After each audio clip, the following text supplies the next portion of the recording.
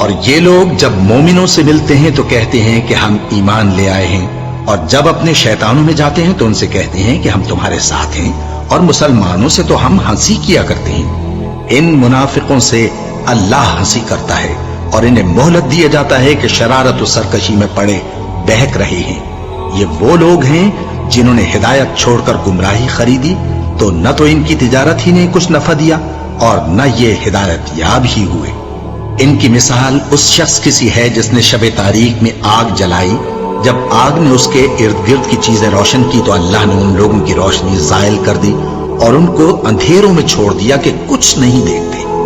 یہ بہرے ہیں، گونگے ہیں، اندھے ہیں کہ کسی طرح سیدھے رستے کی طرف لوٹ ہی نہیں سکتے۔